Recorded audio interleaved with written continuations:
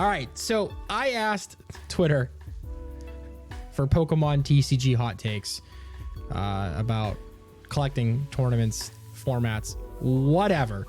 And there's quite a lot of replies to this. So we're going to go through these. And if you want to be involved in something like this in the future, drop me a follow over on Twitter. Of course, same username as everything else. And just, yeah, hang out, have fun. We're recording this live on Twitch.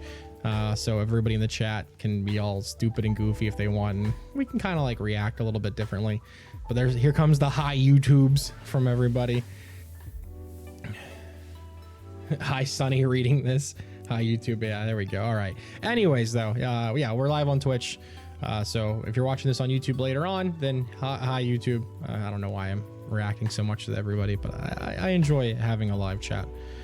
But yeah, so we're going to start with the hot take. First one, we're just going to go down the list in order. This one's from The Gadget Badger, who is a streamer on Twitch. And they say, the art style of the new EX cards looks terrible and I hate it. I'm depressed and significantly dampens my excitement for future formats. That's definitely a hot take. And I personally like the design of the EX cards. Like retroactively, I prefer the old EXs, not the black and white EXs, but the lowercase EXs from back in the day, Ruby Sapphire era, so on and so forth. I like the foil silver borders on those. The new EXs seem whatever. We haven't seen too much in terms of art style, other than just a couple yet so far.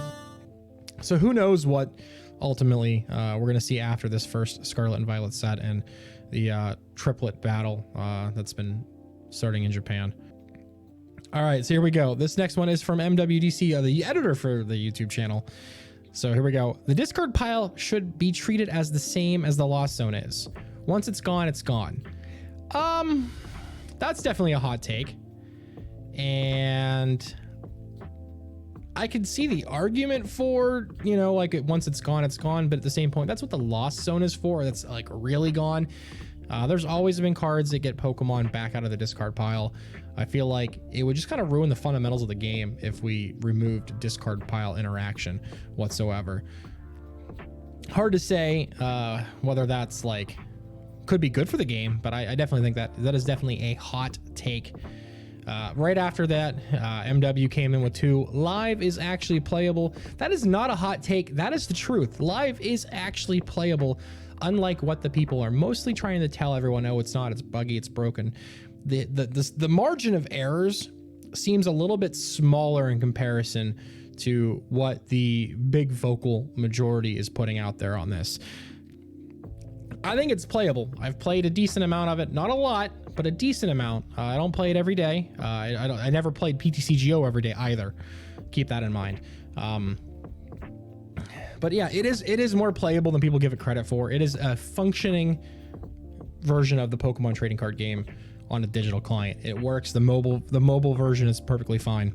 It's playable. There are some bugs, of course. There's some graphical issues. It's not visually appealing, but it is functional. It does function. You can play the game on it with little bits of errors every once in a while. Next, we have Jacko Karjala. Sorry if I've butchered the pronunciation of your name. They have 3 in 1 here. Evolving is boring. Why do I need to run 4+ useless pre-evolutions in my deck and await 2 turns to evolve? Well, I mean, we've had cards like Broken Time Space and Forest of Giant Plants, and they've caused problems. So you just can't skip that. You have access to rare candy, so you can technically do it in another turn. And most successful evolution decks anyways throughout the course of the history of the game have played rare candy as long as it's been available in the format. Every format is good and fun, just in different ways. That is definitely a hot take in comparison to what the community thinks. And I agree with that. You can actually find fun in any standard format or vintage or retro, whatever you want to call them. But if you just sit there and you become a slave to the metagame and you're worried about Lugia and Lost Zone box, then you're not going to have fun. You are going to get burnt out and you're going to not feel too great about it. And you know, I see it all the time in comments when I upload a video on YouTube where it's just like, okay, cool, this is a Regidrago V-Star deck. It's not meant to be hyper competitive. Some decks are just meant to be fun and played, and they can be functional if you remove the factor of, you know, oh my god, it loses to the BDIF, it counters beat this. Sometimes just you should ignore those things and play the game the way you want to play it, and you'll have a lot more fun. And I definitely agree with what they have to say here. And their last take, rainbow rares look cool. That's personal preference. That's not necessarily a hot take. Some people are actually sad that they're leaving with Scarlet and Violet. Some people are happy that they're gone. It's all personal preference, honestly, on that one. So not really a hot take. This one is from Blake Johnson, aka Papa Neff. Playing a deck you're comfortable with only works out if you play good decks. This one has quite a bit of likes here. And I think that's definitely true, considering like a regional factor. Like if you're, you know, say you're comfortable with Mew VMAX, then play it at regionals. It's already good on its own. But if you're comfortable with, like, I don't know, Galarian Slowking VMAX, it might not actually be good. You could be fun, like we mentioned earlier, but you know, it just doesn't line up. I don't see your comfort factor working out for you in a 1,000+ player event when it's something off the wall.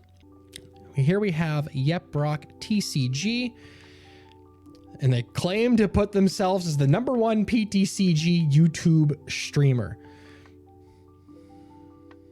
Okay, all right, that might be the hot take itself, is they've claimed to be the #1 Pokemon trading card game YouTube streamer. So yeah, who knows? Base Neo through Base Rocket are overrated retro formats that are mostly popular simply because of nostalgia. I don't really like play retro formats, to be honest with you. Again, I think that's just an opinion. Nostalgia could be a driving factor, but I think like the most popular ones are usually like 2006, 2007, 2008, and like 2011 anyways. So that's definitely a hot take there. Here we go. Another one from MW going hard on there. Store sponsored content creators are hating on live because of the 400 pack cap and are scared of losing the revenue. We talked about this on the channel before. I had a whole rant about what people don't want you to know. I'll put the link in the iCard. So that could be a factor. Again, the most vocal people against live are, unfortunately, and you know, I'm not saying it's true or false, the biggest people that are vocal against the Pokemon trading card game live do have sponsors with code stores. Yeah, I mean, I don't have a code sponsor, so maybe that's why I like live a little bit more, because I can craft my cards, but I also don't have to sink hours into scanning codes in just to have to trade them away in game, and hopefully somebody takes those trades, or I overpay in code value for cards that I want. Not necessarily I mean, I don't know, that it's a hot take for sure. Because who knows if it's like super factual. All right, next one from Matthew Bellardo. Status effects should be more impactful and shouldn't be taken away when switching Pokemon. Well, that one's definitely a hot take. Status effects really should only affect Pokemon that are in play at the active spot, like battling. If you look at the video game, you could be poisoned or burned or asleep or, you know, frozen or whatever, and in the reserves, not out in like the active spots, but those don't necessarily go away when you know, retreat that Pokemon in the video games. So I get where they're coming from on that a little bit, but again, the TCG is its own different evolving, living, breathing machine compared to the video games. So I think definitely a hot take for sure. All right, this one is from Mr. Darth Bean, big long time supporter of all the content. Eternatus Weezing is an okay deck. It just got bullied out of the format by Twitter.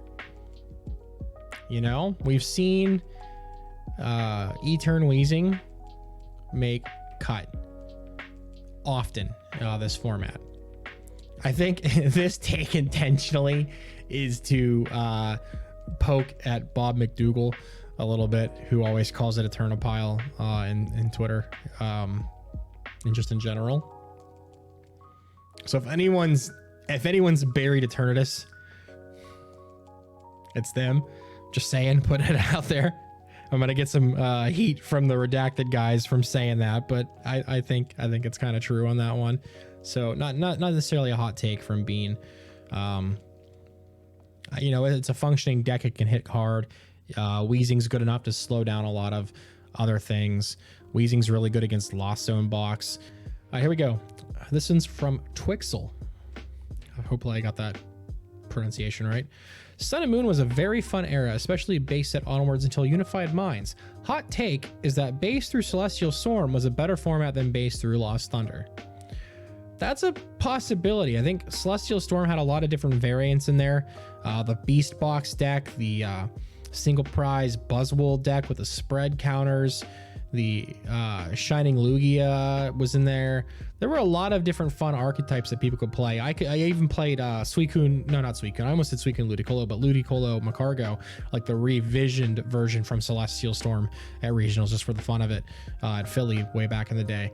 And I think that was a much more fun format. You had like Banette just coming out, all these revisited cards, and then yeah, Lost Thunder introduced things like Zeraora. You've got Blacephalon, Naganadel, all these things that really did creep it up in Lost Thunder.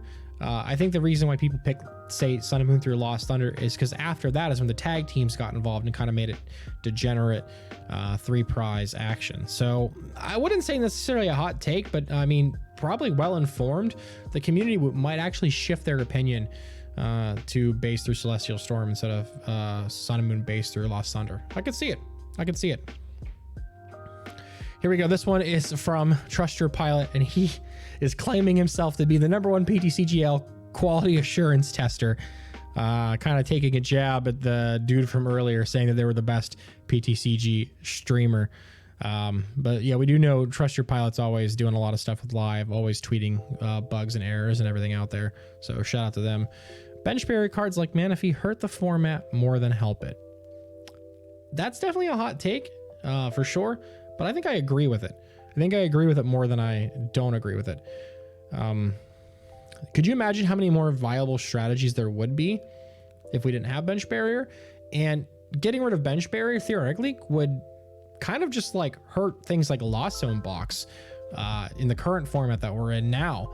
It would put a damper on it. I mean, I get it, you know, Sableye gets around bench barriers and it's not doing damage, it's placing counters. So Sableye is itself a problem, but being able to take out a couple Comfies and letting Greninja take out Pokemon that way would, you know, kind of make the Lost Zone box maybe fall off a little bit. So hot take, but I'm agreeing with that one. All right, this next one is from Kevin Clementi, aka Mellow_Magikarp. I got you. Evolving Pokemon are just big basics with more steps. In terms of VMAX V-Star, I agree. In terms of single prizers, I disagree. Definitely a hot take coming from Mellow on that one. I see where they're going from, where they're going from, where they're coming from, where they're going, where they're coming, whatever, what's the matter? But yeah, I feel like, you know, your V-Stars, your V-Maxes are just a step up of a big basic anyways, which they are. Yeah, single prizers, I mean, how many evolving single prizers are even relevant in the meta anyways? The only ones that were super relevant were the Inteleon line, and even then that's fallen out of favor a little bit just because of how powerful Lost Zone box, again, we've kind of take a jab at that the entire time we've been at this. So I get it. I think it's a hot take, but I definitely agree with half of the statement from Mellow. Okay, I think this next one from Appa is the most liked hot take. This one's definitely controversial. You can cheat and Pokemon will fly you out to their annual prestigious tournament. Wow. You know, I don't want to drop names. Maybe I will drop names. Who knows?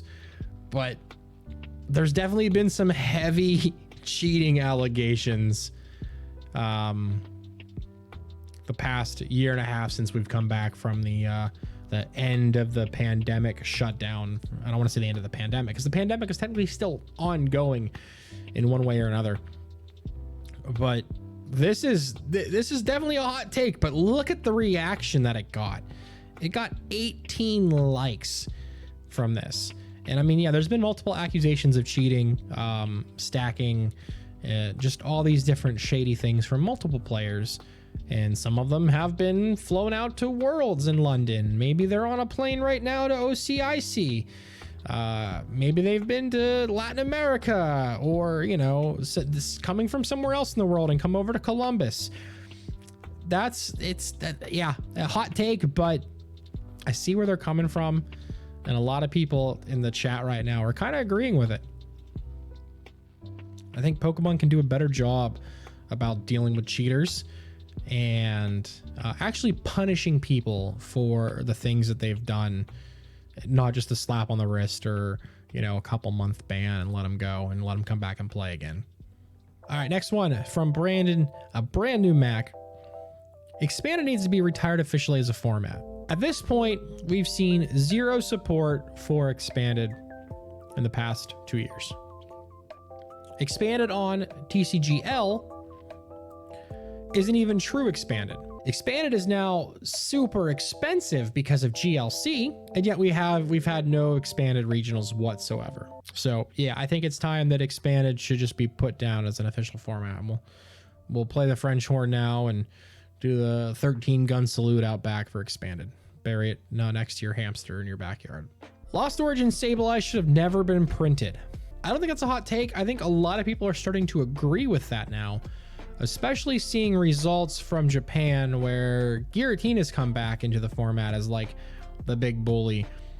And yet we see a lot of damage counters getting thrown around all over everything. And like now too, the new era with Scarlet Violet cards, we're looking at the evolutions. EXs evolve from basic Pokemon. They can be stage 1 or stage 2. These Pokemon that they're evolving from have anywhere between 60 to 90 HP on average. Sableye wipes anywhere between 1 to 2 of those off the board every turn, preventing them from ever getting out said evolution Pokemon. Sableye is definitely a problem. And their last one, card design has still been rather lazy. I kind of agree with that. We see a lot of rehashed things. Even looking forward into Scarlet Violet, we have the Luminous Energy, and it's basically multi-energy from way back in the day, just with a different name, same claws. We see a lot of rehashed effects. Abyssal Hand is Industrious Incisors. The Roserade from, Next Destinies is the same thing as Drizzile, Shady Dealings. So yeah, there's been a lot of like rehashed effects over the year. And I get it that, like, you know, you see games like Yu-Gi-Oh! Constantly innovating with how monsters are special summoned to the board and how spells and traps interact and everything over there. They have hand traps and all this kind of stuff. You see Magic always getting these new game mechanics all the time. But yeah, we get the same rehash stuff, and I get reprints happen. They want to keep things staple-ish for some people, makes it a little bit more affordable over time. But just to get like the same card with a different name, the same effect every couple of years, kind of takes away from the fun of it. So I get that one. I get that one. Vulcan Turtle, shout out to the homie here. Go subscribe to their YouTube channel. Charizard has had one good card in the 25 years of its creation. Reshizard doesn't count. It needed Reshiram to pick up its slack. Radiant Zard has been the only good Charizard in the history of Zard cards. So take that, Lizard fans.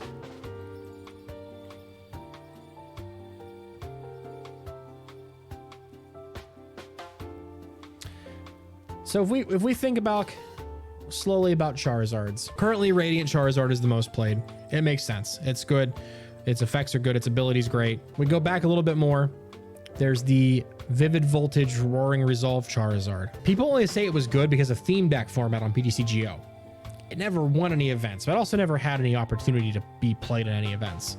And even then, it was a stage 2 in a format of giant VMAX Pokemon. We're going back a little bit more. We see Reshizard. Reshizard was a world's top deck in 2019. But again, it's not just Charizard, it's Reshiram and Charizard. And Reshiram has had a lot of good cards over the years. Okay, so we'll leave that there. Going back a little bit more, Charizard GX never did anything on its own, but in Mewtwo and Mew Tag Team with Welder, it saw success because it could hit for 300 with a GX attack. On its own, that card was never good. There's been a couple Charizard GXs. The one you had to evolve into from, technically you had to evolve into both of them, but the Charizard from Burning Shadows that everybody freaked out over for the secret rare from back in the day. That's like worth a couple $100 now. It was never good. We go back even further and yeah, I mean, yeah, everybody has the base set Charizard up on the highest pedestal because what it is, it's like it's the Pokemon card. It's what all the collectors want. It's what Logan Paul and Billy Mays or whoever, I don't know any of those people, are always obsessing over. And the collectors are freaking out every time there's a Charizard in the booster packs because of those guys.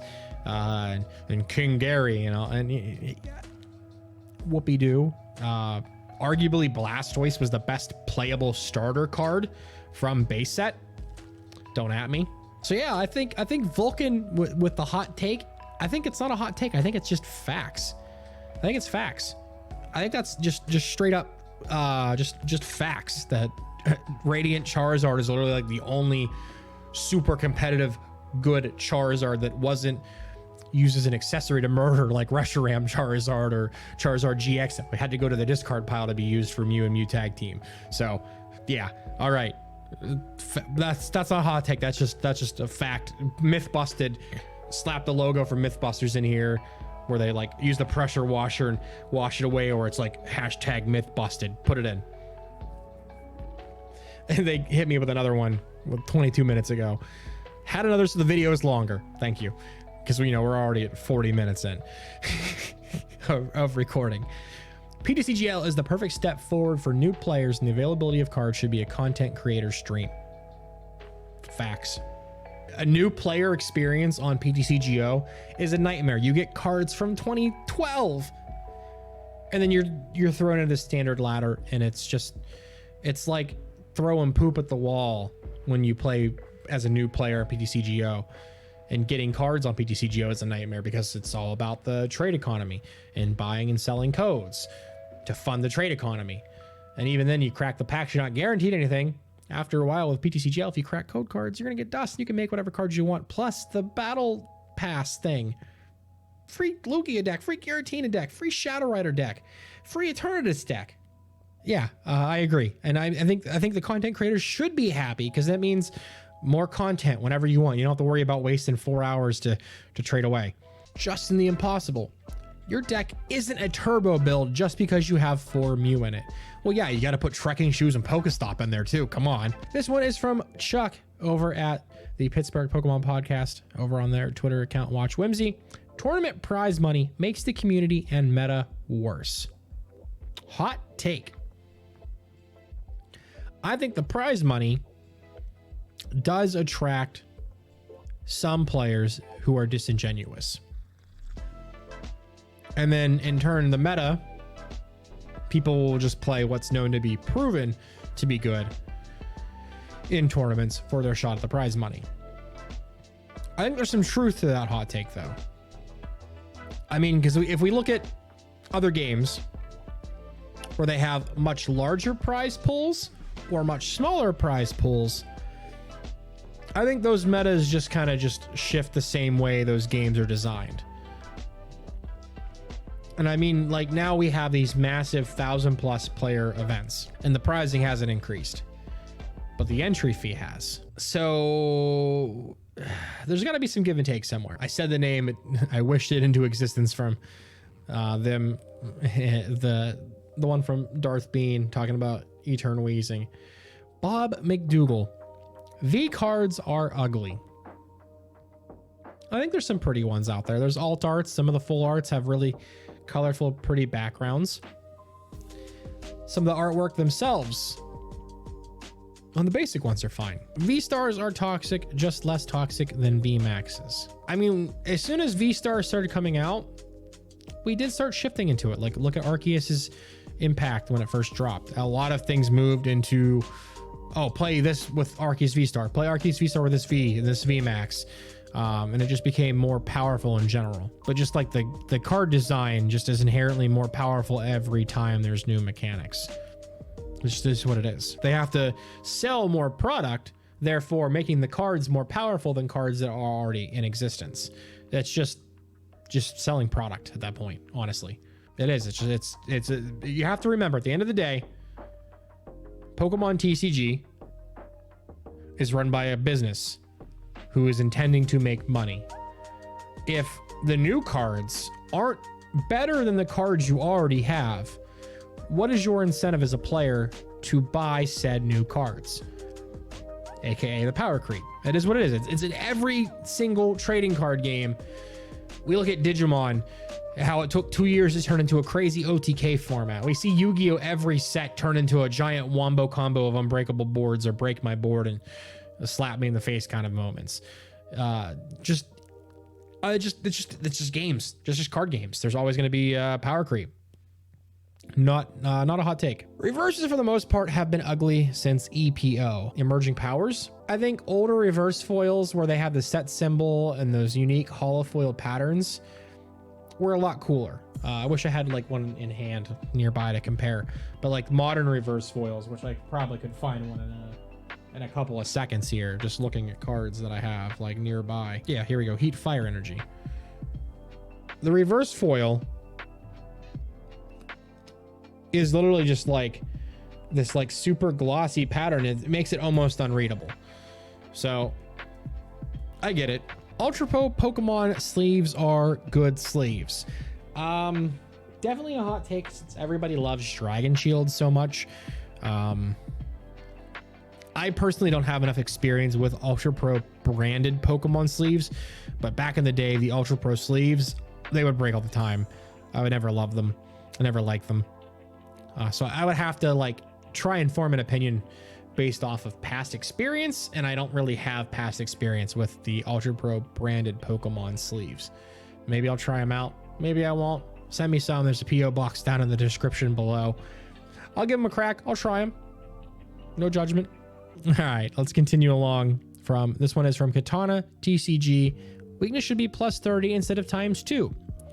Yeah, I agree. Those were better days where like weakness didn't completely ruin your day in matchup form. Like, oh crap, I'm weak dark. They hit me for half the effort for double the damage, versus, okay, they only do 30 more damage. It doesn't make it completely losable in that scenario. So like, instead of just being one hit KO'd by whatever, they maybe have to do just a little bit less in general to get there. So it doesn't completely ruin said matchups, and it might make matchup spreads better if we went back to that. Decks should have a special energy limit of 4, but not limited to what 4 energies they should be.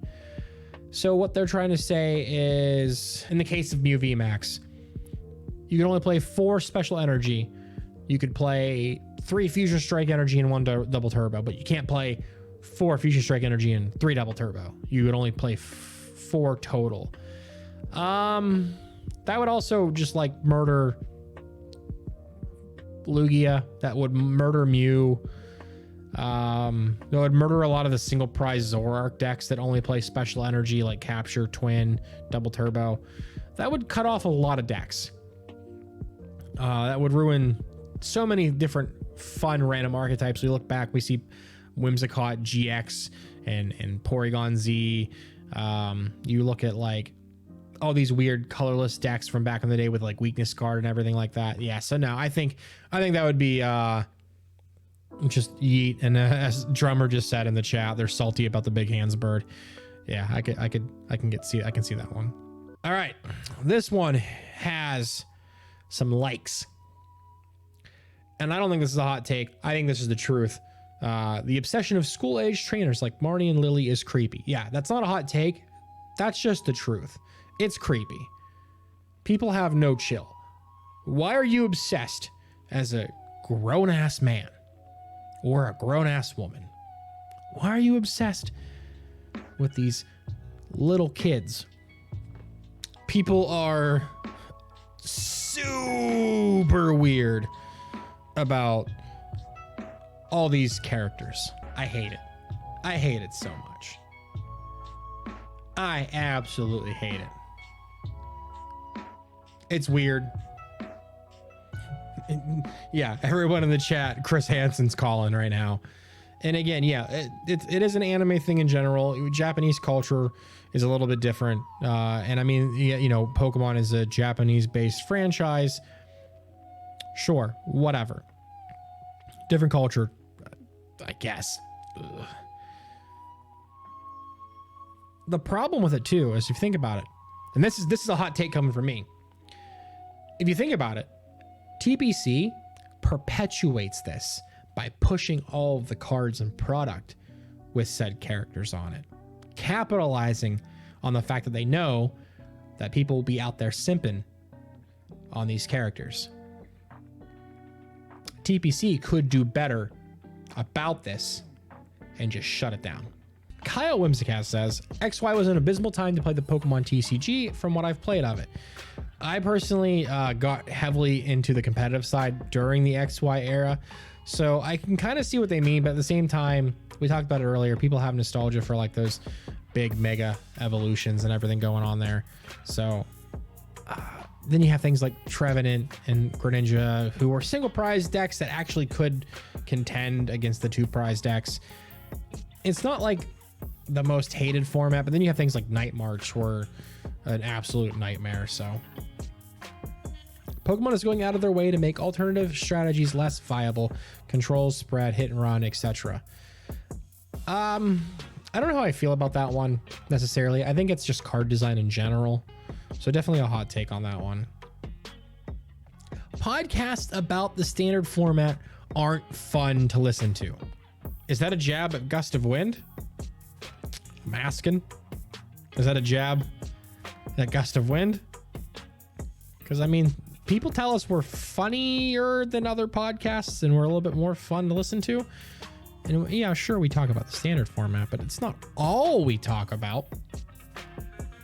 Who knows? And then Sword and Shield through Brilliant Stars was the best 2022 format. I don't think it's a hot take. I think it's just opinion. I can see it. Arceus brought a lot of life into the random VMAXs that failed in the past. So yeah, I could get behind that one. Okay. This one's from Table 500 TCG.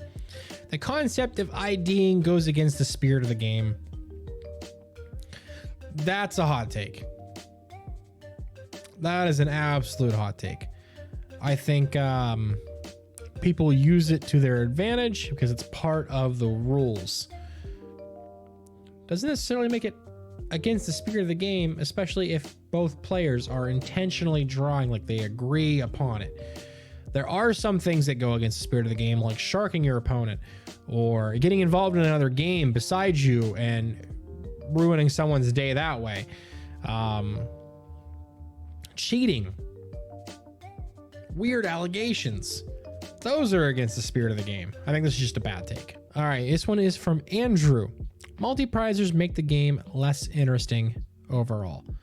Yeah, I mean, it's just the way it is now. It's big flashy cards, big numbers. It's what sells the game to people in general. So can't really argue it. I mean, the most fun formats in general are the older ones where people evolve all the way up to a stage 2. There's a variety of different things. Like if you look at like all the decks that people were playing at that EX tournament they were doing outside of the regionals in Florida, like the Lugia deck had Lugia, Blastoise, Pidgeot, and like 5 other Pokemon lines in there. That's got to be a lot of fun to play with and a lot of cool different game mechanics. Versus now where it's just like, yeah, you know, just play a 4-3 line of this and a couple little support doodads and sprinkle in some of this and yeah, call it a day. I get it. Not necessarily a hot take, just an opinion. This one is from Ted L. The reason TPCI hasn't increased tournament pricing is because tournaments keep getting bigger and bigger with the exact same incentives. Therefore, it makes no economical sense for them to do so. So I think this is definitely a bad take because people are upset with the prize payouts in general. It feels unfair to the community who keeps paying more and more every year for these events where the prize payout has not increased. I get it. Like, you know, the cost of living has gone up. We're in a crazy time of inflation in the current economy. And I don't want to get like political or talking about money. too crazily here. But I feel like we get less value out of our entry fee to regionals than we deserve. I get it. The playmats must cost something to produce. They have to also, you know, pay for the venue, and there's some parts of the staff that are on a payroll. Some aren't. A majority of staff at regionals are on a volunteer level where they get minimal compensation, like a little $30 per diem and sealed product and staff promos and staff mats. I get it. Some of them get some parts of travel covered depending on, you know, where you are in the professor pyramid or whatever you want to call it. But in general, I think prize payouts need to be increased to match the inflation, to match the amount of people going to the event. I get it. Nick Santuoso. Sorry if I butchered the pronunciation of your name, Nick. I apologize. Pokemon was correct to get rid of expanded regionals. You should not have to learn 10 years of old cards that don't make sense together anyway, just because the one regional within driving distance of you that season is expanded rather than standard. This one's got some likes. We haven't really seen anything from expanded at all from TPCI in a hot minute, so not a hot take. I just think it's kind of factual at this point that like it feels like expanded is dead.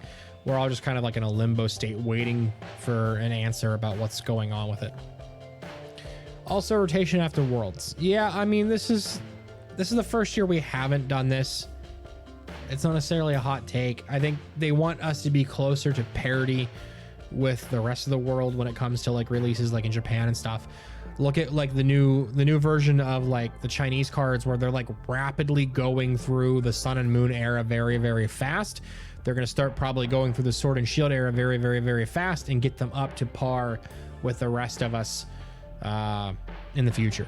I give that the new Chinese simplified Chinese cards maybe a year and a half before they're about caught up with the way their releases are going. So I feel like TPC, TPCI, TPCA, they all want to be closer together as a game for the global community of the game as a whole for like Worlds and such. Give it a couple years, we'll probably have Chinese players at Worlds. Putting it out there. Thaddeus Metz. I think GLC is a garbage format that, while it has brought in a lot of players, has done irreparable damage to the expanded format by kicking it to the curb and increasing the prices of its staples. Ooh. Wow. Yeah. So this one's got a lot to unpack. I think it is a unique way to play Pokemon, and it can have its merits of fun. But I do agree that the fact that it has just kind of like made expanded inaccessible for the majority. We talk about prices of cards often on the podcast.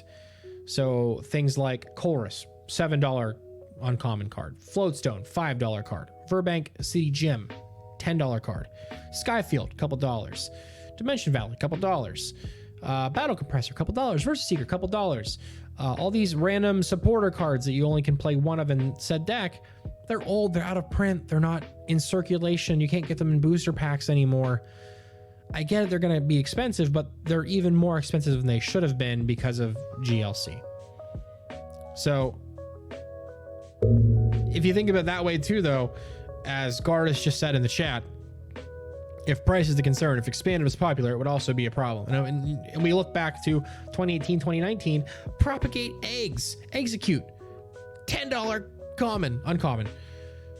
Computer Search, $75 to $100. Right now, Computer Search is probably half that price. But if expanded was forced for people trying to get championship points, then we would see those cards go even higher, especially now that there's a much bigger collector's market compared to the last couple of years. So we go like how many Pokemon collectors were there in 2019 versus how many Pokemon collectors there are now. They will see these price patterns increase of these expanded cards, and they're so disconnected from the playing side of the game in general. When it comes to collectors, they have freaking no idea. They really don't. then they'd be like, oh crap, this card's going up. We better buy. And it's going to go up even higher. Here we go. This one is from Rotom TCG. Also, they followed on Twitch tonight, so shout out to them. Decks that are objectively good have seen mass levels of being underplayed because people develop stigma/neglect to explore archetypes that stray from the established meta. Most recent examples that come to mind are Vikavolt and Mewtwo V Union Control. Okay. We also kind of talked about that with Eternatus earlier, where the community kind of like grew to dislike Eternatus for whatever purpose and reason because of like memes and jokes. I get that. That's not necessarily a hot take. I think that's just kind of like truth in the matter that like there are more cards than people let on to be that are viable in the current meta game. But in general, if it's not super popular, there's no coverage for it. No one's playing it. No one's experimenting with it. And it just kind of gets buried and pushed underneath the rug. Doc Jen, having people who don't know a thing about card value say they're way more valuable than they're actually worth. Yeah, so this is, I get what they're coming from. If we would word this a little bit differently, say for example, in the larger community of unboxings and breakers and just the general PTCG creators that aren't in the game side of things, when they flash a screen on the image, like say for example, they're going through a booster pack and you know, like, all right, cool, we got this one, and oh my God, it's a nest ball. And they flash the value of a PSA 10 or a CGC 10 or a Beckett Pristine 10 card value on the screen where it's like $400 for a 10, when like in actuality, like this nest ball is a 50-cent card at most probably, but a PSA 10 of nest ball would be like $20 where they flash the 20 instead of the 25 cents or 50 cents. That overinflates a lot of things and gets people in the wrong direction. So like that's potentially what they mean by that. At least that's how I'm interpreting what Doc Jen means by that. Who knows for sure? If you want to stay involved and informed on card prices, just look at TCGplayer, look at the market, look at the active listings there, look at eBay sold listings and what's available versus like what's sold. You can figure that kind of stuff out. Don't ever trust like those videos though where they flash like a giant number over something that's like clearly nothing. We're at the last one. My throat's raw. Senorito balls.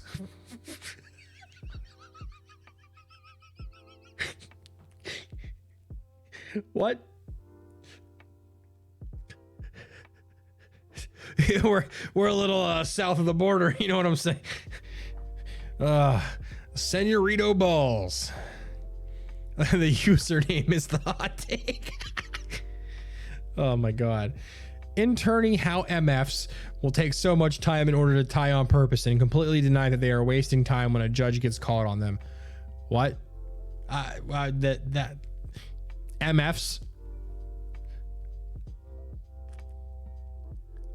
Are they talking about like that not every round in a tournament now like it can play 3 games in 50 minutes? That's a problem of its own, that you can't necessarily get through 3 games in 50 minutes because of the pace of play, just the general game design right now, where some if not most matches at regionals end either like 1-0 in time or 1-1 in time. But the hot take is in fact the username here, Senorito balls. Jeez. Well, that's what, 50-ish hot takes from Twitter. Oh man, what a wild ride. Thank you for being here. If you made it this far in the video, don't forget to like, comment, and subscribe down below. Shout out to everybody watching on Twitch. I will leave you with 2 hot takes of my own. The first hot take is that league prize packs have done more harm than good for local level events. What I mean by that is, while the league prize packs are a cool thing to have, you know, reprints of cards like these, where they're functional, playable cards that are often in a majority of decks in the format, and it makes them more accessible and brings the price down. But the problems with the league prize packs is the collector side of things, where cards like this exist. This is the stamped Charizard VMAX. Average price on this thing between TCGplayer and eBay listings is anywhere between $200 to $450. The only difference between this card and a regular Charizard VMAX from Darkness Ablaze is the Play Pokemon stamp on it. A regular Charizard VMAX from Darkness Ablaze is about $30 to $40 on average. An over 200% value markup because of how exclusive these things are. A while ago, I was asked on Twitter to talk about this on the podcast by King Turk, and we haven't got to do it, so I'm covering it here. And I think while it's cool that prize packs exist to support people who are coming and playing physically, this past weekend my partner and I, we went to a store nearby to play, and a guy who doesn't play, who only collects cards, comes back and goes to the back corner of the game room and approaches people playing MTG and Flesh and Blood and say, hey, y'all, you guys should come out and sign up for Pokemon League, put your name and your number down and get a number and give me your prize packs. If we look at League prize packs, I'll even go over to eBay for this one. If we go over to eBay,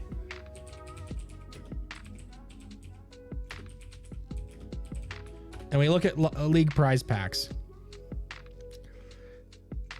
10 packs, $200. Umbreon, $185. Pikachu, $966.15. Let's look at sold. Umbreon, best offer accepted, $200. Charizard, $221. 10 packs for $200. Sold. Charizard, offer accepted at $355. 10 packs, $202.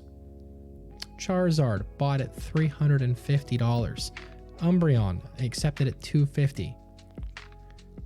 There's no difference for playing for these cards other than the Play Pokemon stamp. These have caused more harm than good.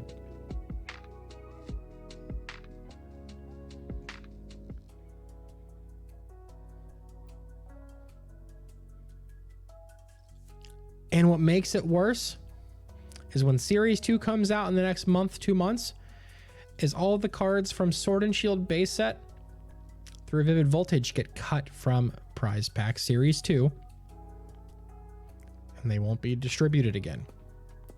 So if you see these people paying $200 for these cards now, knowing the Charizard VMAX is selling for $350, where is this card going to sell 2 months from now when Prize Pack Series 1 is gone and Series 2 introduces cards from Brilliant Stars, aka Charizard V-Star with a stamp? You've got people coming into stores, harassing employees. I would know. I work at an LGS. I've had people come in and harass me for prize packs, and they won't play the game. I had a dude sign up for a player ID. He bought a theme deck, and then he sat there and played with this theme deck for himself and then demanded prize packs after not interacting with a single player in the Pokemon League whatsoever.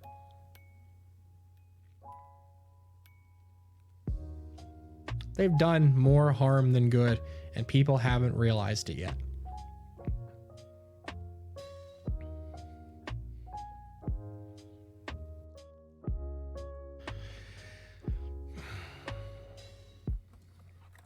Hot take number 2 that I'll leave you guys with is that a majority of the Pokemon trading card game community on the competitive side is just a giant circle jerk. There are groups of people, groups of players, and individuals who only ever show fake positivity just to gain something from other parties. Not going to go any further. I'll leave you with that. Love y'all. Don't forget to like, comment, and subscribe. See you next time.